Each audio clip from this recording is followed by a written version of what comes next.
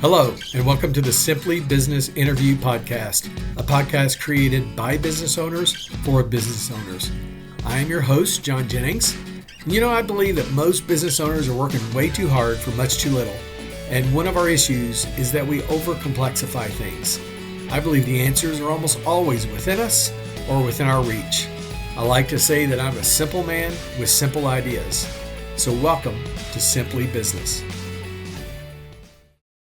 All right, today I am joined by Bill Reynolds, who's the president of Element 502.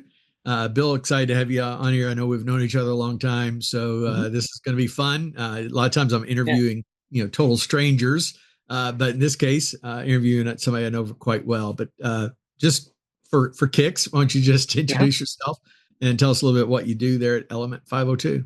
Sure. I'm Bill. Element 502. I'm the president. We've been in business going on 10 years this year.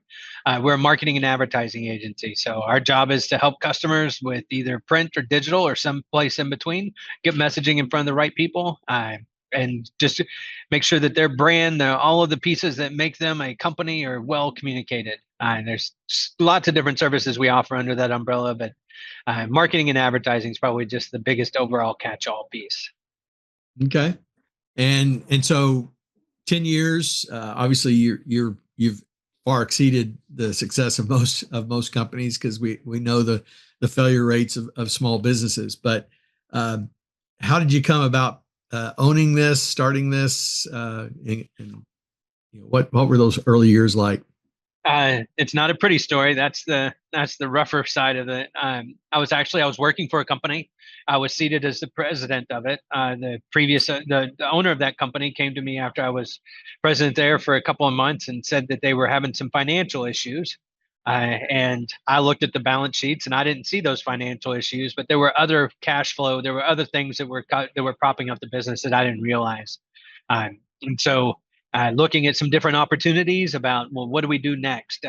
Do we try to sell this? Do we try to just shut it down? What is that? And there were open contracts with customers. There were still vendors that were owed money. There was a lot in the business at that point in time.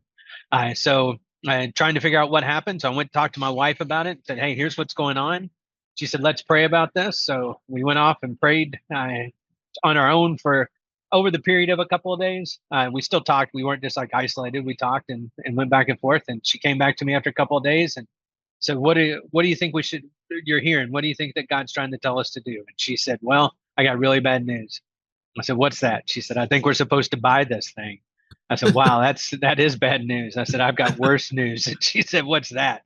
I said, I think we're supposed to buy it too. I think that's what I'm hearing. So we got a hold of the unabridged, the unedited financials. It wasn't like anybody was doing anything wrong or cooking the books or anything. Just we saw where all the money really was or wasn't in this case, and went from there. I talked to a friend of mine that was a CFO of a company here in Louisville. Been friends with him for a long time. Said, hey, can you take a look at these? I think we're going to possibly buy this thing. This is what it looks like to me. This is how much cash I'm going to need to try to get 6 months out of it to see if we can fix it. So tell me if I'm right on my cash. And so he went and looked at it and he said, yeah, you're about spot on in what you're going to need there. I said, okay, great. Now I need you to introduce me to some people because that's more money than I have. They would want to take a chance on investing in this. And my friend came back and he actually said, hey, I got two guys that it's me and my father. We want to be investors in this company with you because we trust you. And if you say that there's something there that you can build out of it, let's go. And that was May 15th of 2015 is when that happened at the Heine Brothers over off Blankenbaker Parkway. I could show you exactly where it was. I remember it well. And that was when we started the day. So that's cool. And it's funny you remember it down to that level of detail. And you hang out at that Heine Brothers a lot. I do. Still, yeah. Still meet people there. Still find new customers and set up business there. Yeah, even now. Yeah, that's cool. I'd heard part of that story. I don't know if I've heard it end to end like that. So it's actually really inspiring in a lot of ways. So you get in, you've got 6 months to kind of get things straightened out. What was the biggest surprise once you kind of took the reins like that? So there wasn't a lot of recurring revenue yet in the company as far as the model. been around a long time. The one kind of cornerstone client that they had that was roughly 35% of the revenue, not because of the transition, but just because of that's the way things work. I told you May 15th was the day that we officially just took ownership of the company. May 20th, I got a note from said customer that was that Keystone Cornerstone 30% said, our international corporate office has decided that we're pulling all marketing activities internal. So as of May 31st, we will no longer be using your services. Oh, wow. Yeah, not that was a big surprise. So Yeah. now suddenly a really, really struggling top heavy company had a huge, iceberg sized hole in the bottom of it. And that was completely unexpected. Yeah. Yeah. No. Yes. And, that just shows what, um, how much tenacity and resilience a business owner has to have. Because a lot of people may have just said, "Oh, forget this," you know, Yes. you know, uh, this wasn't what I signed up for, you know. Oh yeah, it was definitely it got scary real quick because I part of the transition I told you I bought it from a previous guy. It really was more of an asset purchase than anything else because like I said, there wasn't a whole lot of recurring revenue. There wasn't a whole lot on the books.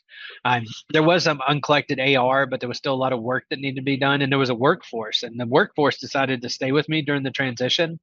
Um, that was you may appreciate this story as well because I met with that workforce after we had signed everything, and I said, "Hey, guess what? I'm going to be the new owner." And everybody, yay, we like that. I said, wait, hold on. We got a couple of things coming up here. I said, we're supposed to pay you this Friday. I don't have enough money in the bank to pay you. Right? They weren't cheering then. I said, but don't worry.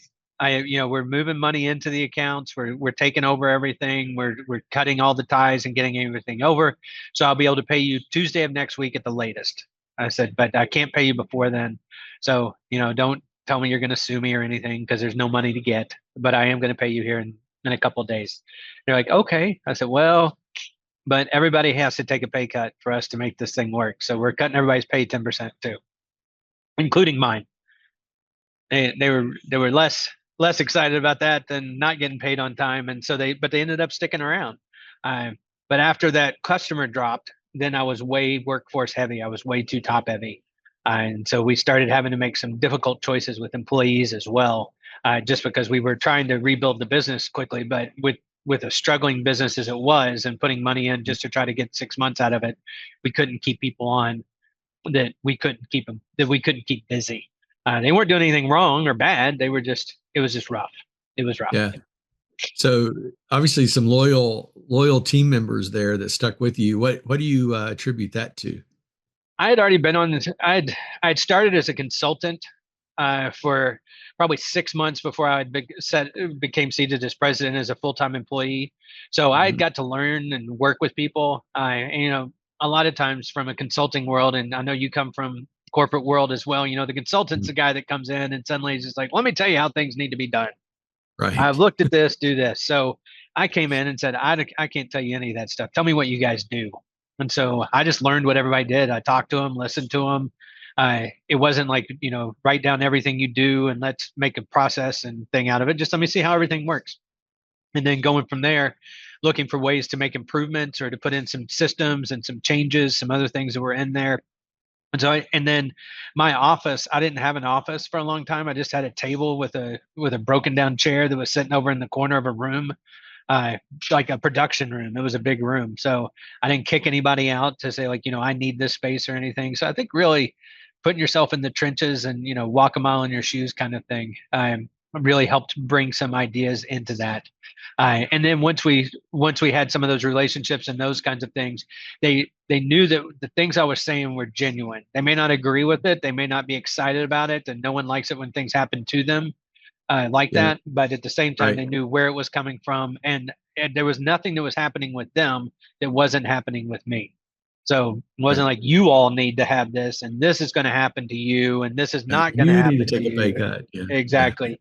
It was we. There was a lot of we that was in there. So Yeah. Cool. So what was the shift that moved the company in the right direction after those uh, first rough month or two, Oh, or well, three, yeah, or I was going to say, yeah, it didn't get much better. Yeah, the it was, I think part of it is just tenacity, and I think the other part is a lot of prayer.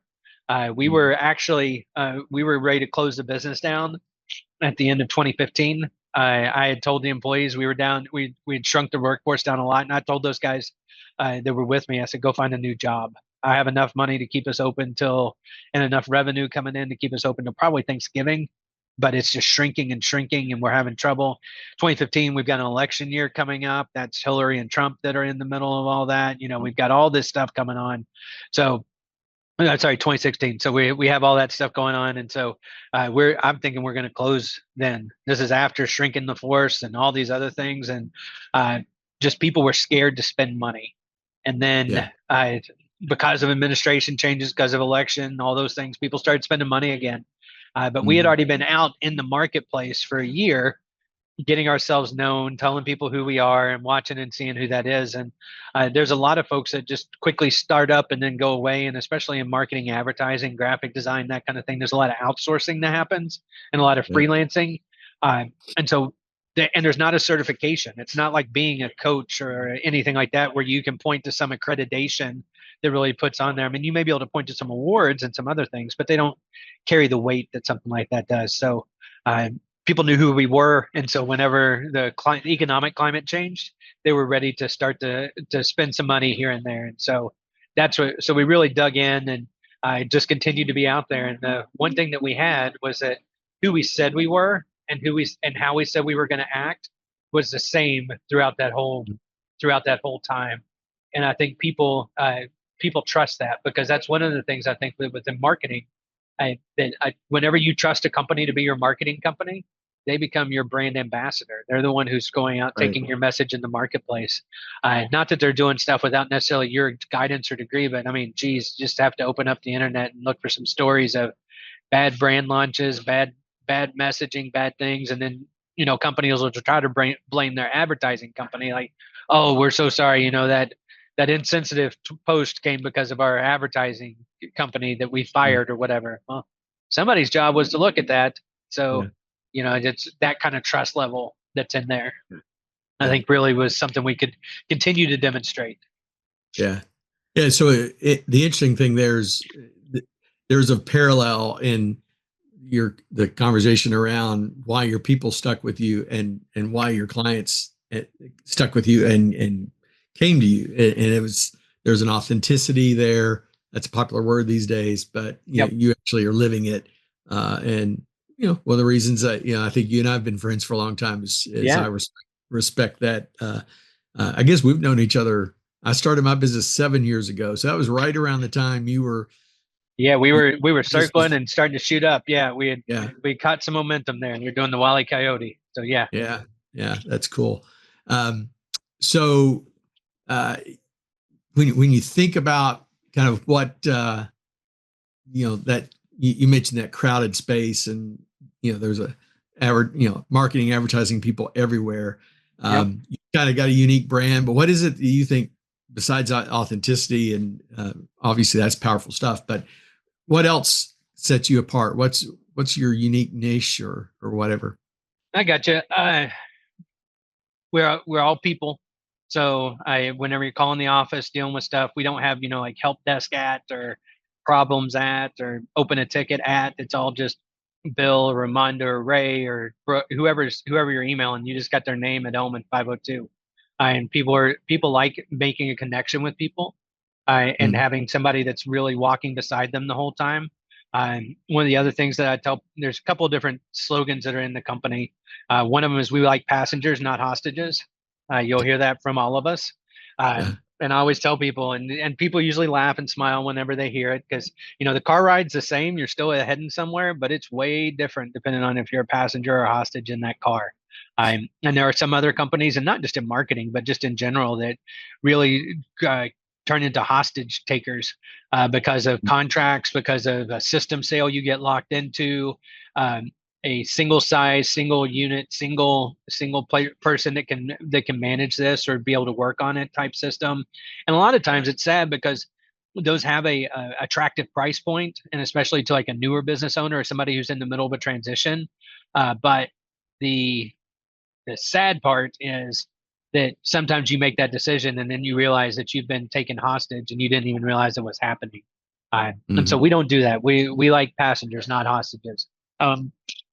Excuse me. Part of where that comes from, we don't do long-term contracts. Everything we do is month to month. And I tell people it's because I'm a small business owner and I don't like getting stuck with stuff. If it was a bad choice, which I don't think working with us is ever a bad choice, but if I make a bad choice as a business owner, now I'm stuck, then that makes me feel bad. And then I get angry. I just had a conversation with one of our vendors this month where it's a service that we use. I'm not going to name anything or anybody. Service that we use, we had signed a 2-year contract with them because I had asked them for some pretty aggressive pricing and then just some ability for their system. They met me halfway, said, if you can do 2 years and limit this and that, then we'll go on to this. I said, great. So that was in March of 23.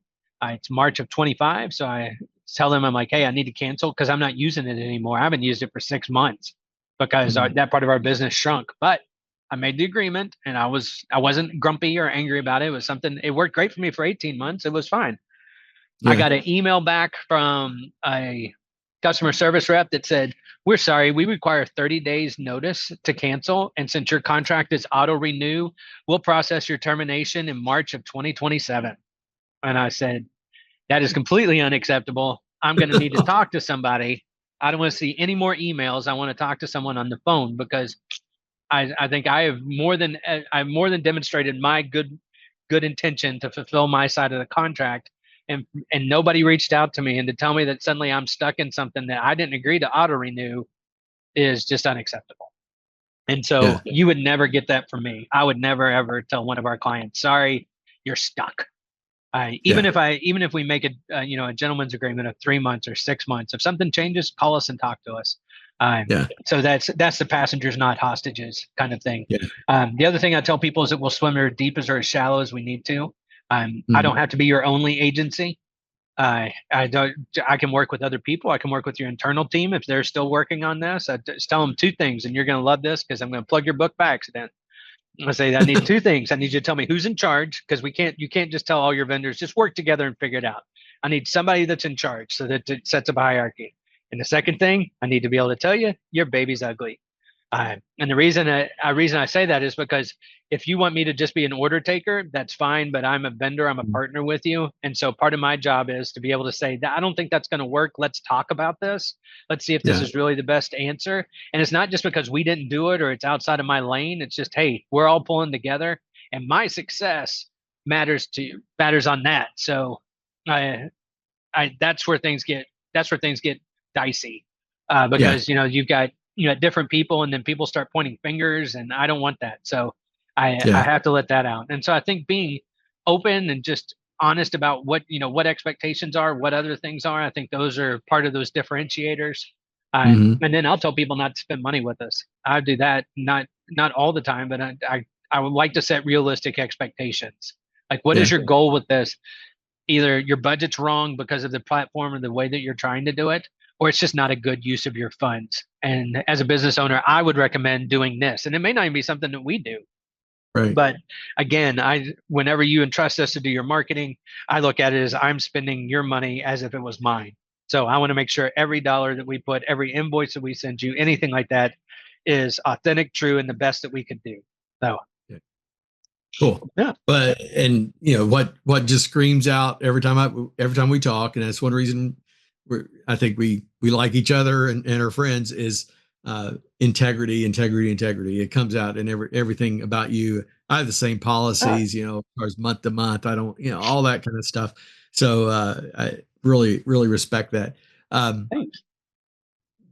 Tell us about where, right now, obviously our market, everything's, it's change of administration. It's funny you mentioned that earlier, because 8 years later we have change of administration. Here I am again. It's creating all sorts of interesting things out in the market. We have AI going on, which everybody thinks they can be an expert on anything because of AI. It's like, and hey, I've been guilty of it too. Like, hey, AI, tell me what my marketing plan should be for this or whatever. So everybody thinks they can do things themselves, even at a greater extent. How's that impacting you, and kind of what's your strategy around that? So a couple of different pieces. So on the AI thing, yeah, oh, I get that all the time. Like, oh, I don't need you to pay you to do this stuff because AI can do it. Mm, Or the other thing that happens is good enough.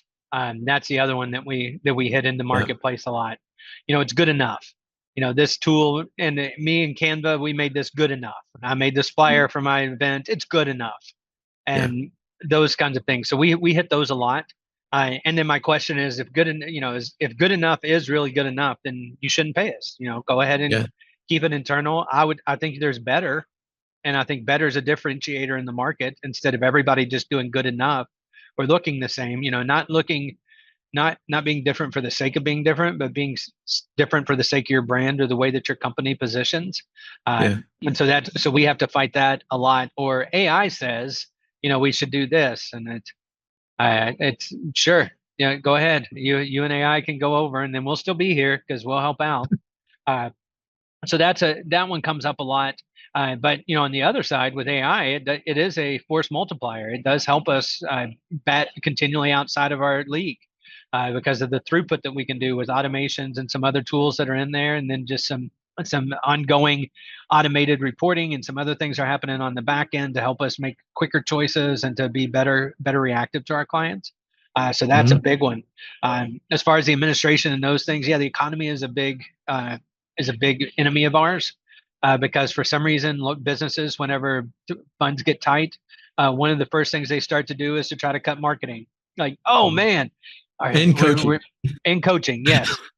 So we or should the thing, any training and development. Yeah. yeah, the thing that's making our people better or getting our message out in front of more clients, we should definitely get rid of that because we Yeah. need to save money, but we need to make more sales. So it's one of those. I get it though. I mean, it's you Yeah. got to cut something out of the budget, right? And so looking at those, and so right now we have several clients in the manufacturing space, and so that's and some new projects that are on hold right now in the manufacturing space, all for the same reason, because with cost of goods changing so much, and then with Yeah. legislation changing what is or is not allowed, what is or is not able to do this, and then just like I said, the cost of goods. That's hard to stay in front of that roller coaster and then be able to budget effectively. Yeah. So right now it's a little bit tougher because of that, but our customers are sticking with us. They're still around. It's just changing the landscape. But I think this is going to be a lot like it was 4 or 5 years ago when we were in the midst of the pandemic with, the companies that chose to hunker down, double down on marketing, double down on online presence, those kinds of things. We're able to quickly acquire those people who were just done. I Right. didn't sign up for this, people, like you said at the beginning. Yeah.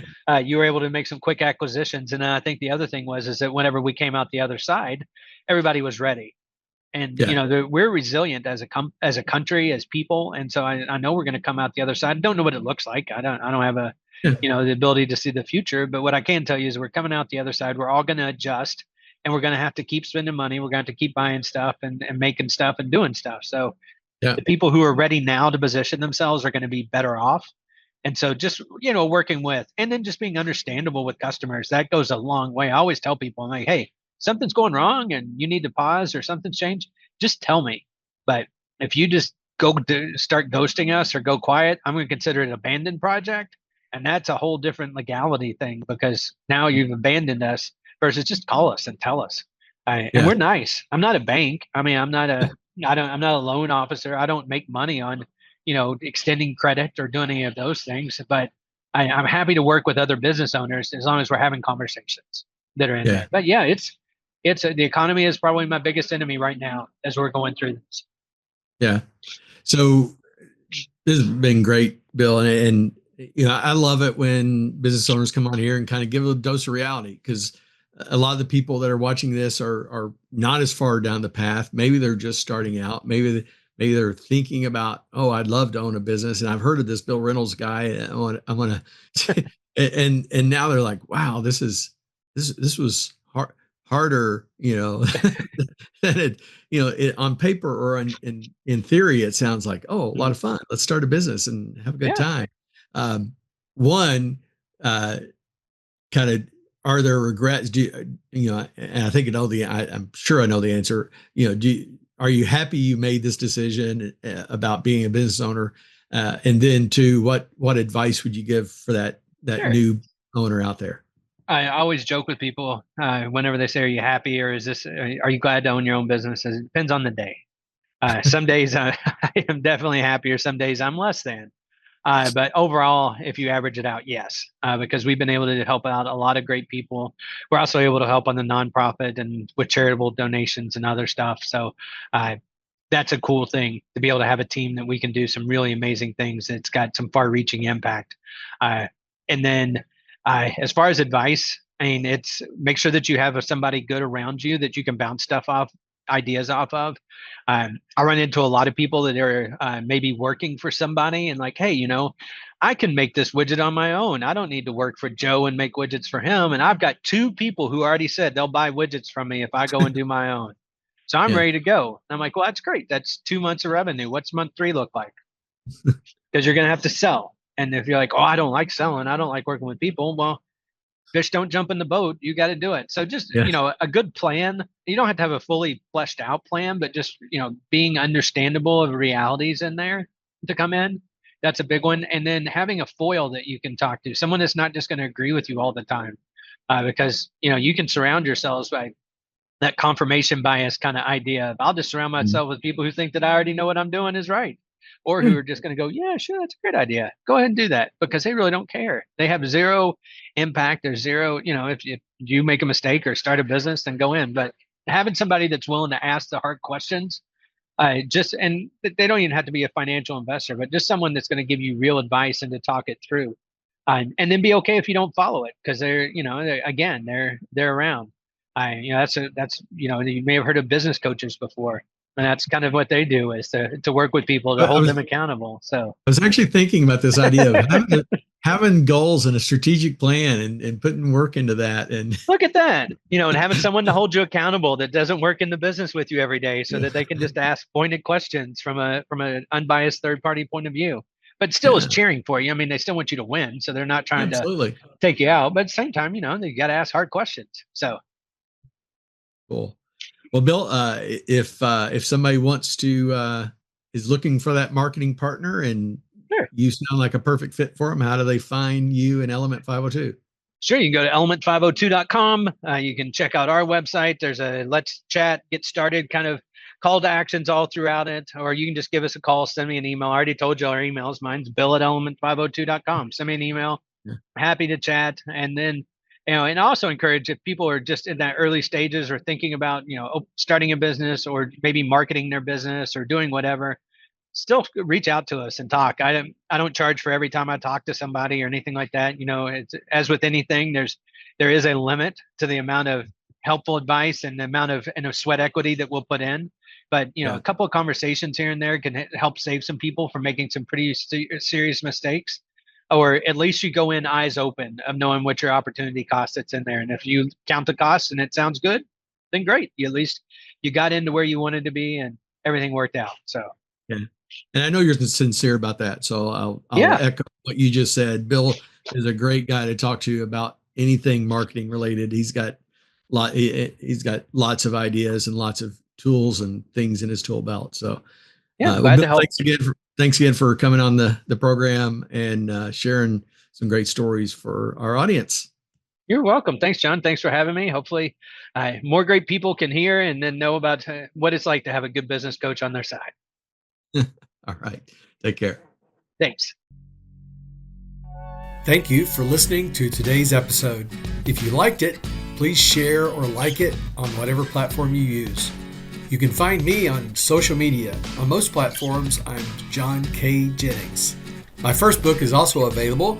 Your Baby is Ugly tells you about 10 truths that business owners need to hear, but often won't, and how to overcome them. You can find it on Amazon. Just search for Your Baby is Ugly. And be watching for our next episode, where I'll interview another business owner who will share their stories and insights into what it's like to create a great business.